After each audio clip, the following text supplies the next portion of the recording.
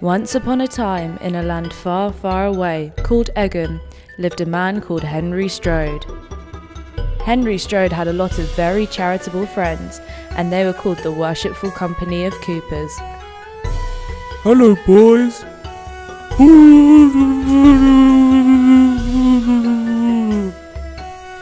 One day, old Henry thought to himself, If only there was a good, strong, substantial schoolhouse for the learning and edifying of the poor children of the parish of Egham. and so he bequeathed the company £6,000 to establish such a school. Yay, rejoice, huzzah! Then he died.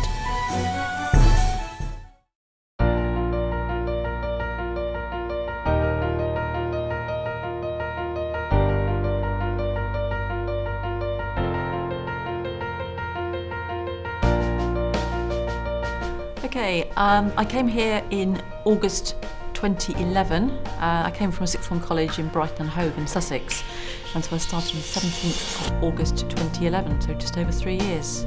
I think students in particular, a lot of students like the fact that we've been here for a very long time. When we tried to remove the crest from the logo, there was an outcry. Students said, no, keep it, we really like it, we really like the buildings.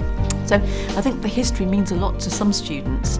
I think practically it means a great deal in specific terms. We have trustees and we have the Coopers Company. The Coopers Company provide travel awards every year for a couple of students and also bursaries for higher education.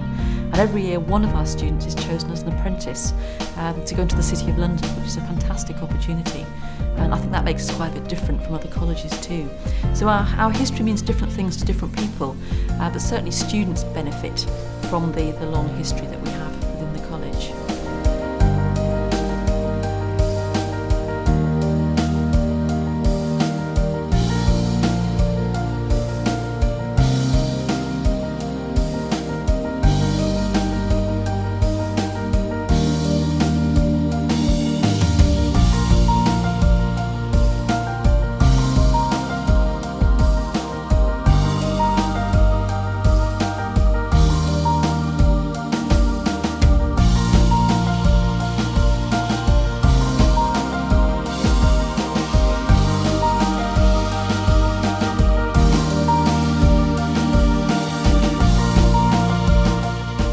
When I first came here, I was absolutely fascinated by what it must have been like back in the early days, back in the early 18th century, when the school was set up by Henry Strode's will.